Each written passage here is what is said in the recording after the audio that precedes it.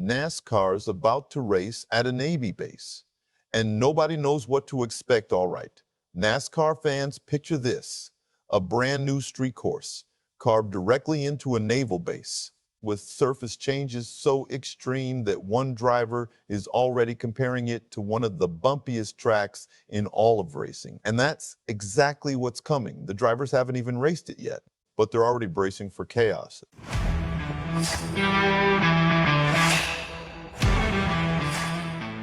And hey, real quick, if you're a true NASCAR fan like me, go ahead and drop a like and subscribe to the channel. NASCAR Nation News is just getting started. We're pushing toward our next subscriber milestone, and it's all about real talk from fans who live this sport every single week.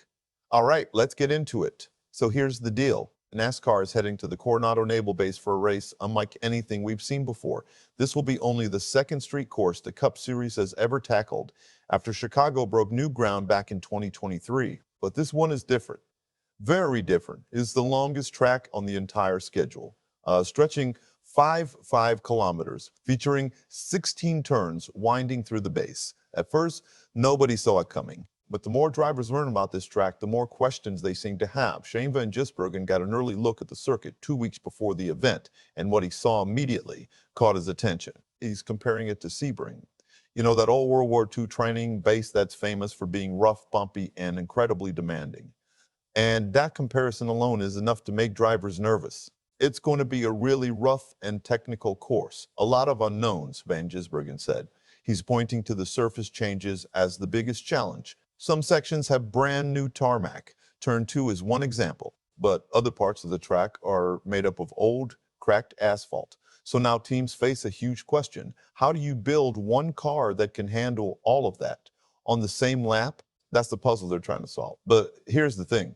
It's not just the rough surface that's causing concern. Van Gisbergen says the track has almost no rhythm at all. He's comparing it to the old supercars street circuit at Sydney's Olympic Park. Long straightaways suddenly throw drivers into tight technical sections. Then they have to do it all over again. There's no natural flow, no chance to settle in. And that means suspension setup becomes absolutely critical, soft, compliant, ready to absorb whatever the track throws at it. However, there was one problem.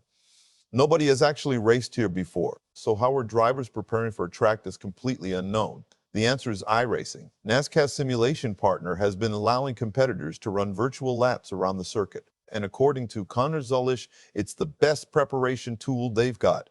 He's been running simulated races against other drivers, learning braking zones, studying traffic, trying to gather every bit of information possible before anyone ever touches the real pavement. But that's not all. Zilisch is already predicting chaos, especially on restarts. He's pointing directly at turn 2. The corner is wide on entry, but then it tightens significantly on exit. And according to him, that's a perfect recipe for chaotic restarts throughout the entire race.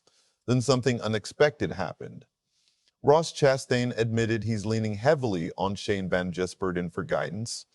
Why? Because the track is literally being paved day by day, and Chastain says he has no idea what kind of grip they're actually going to find once race weekend arrives. Finding the limit on a surface this unpredictable could become one of the biggest challenges of the event. What happened next is pretty interesting too. The two drivers have been working together extensively on the simulator. Chastain has been studying everything Van Gisbergen does. Every input, every decision, every mental checklist, every technique he uses to communicate what the car is doing underneath him. And Chastain believes that knowledge could be incredibly valuable. He's even pointing out that with Kevin in the mix as well, he may have access to some of the strongest road course information in the entire field heading into San Diego. And that's when everything changed. Because now this isn't just about surviving a new track.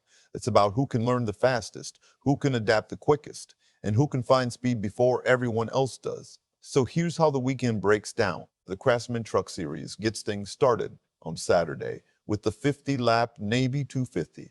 Then on Sunday, the O'Reilly Auto Parts Series takes the stage for 60 laps in the United Rentals Driven to Serve 250.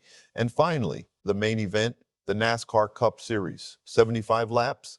Monday, the Enduro 250, a brand new street course, a naval base, unpredictable surfaces, 16 technical turns, and a whole lot of unknowns.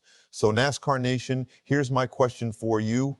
With the surface this unpredictable and corners with virtually no rhythm, do you think this San Diego street race could produce one of the wildest finishes of the entire season? Drop your thoughts down in the comments. And if you haven't already, make sure you like this video and subscribe to NASCAR Nation News.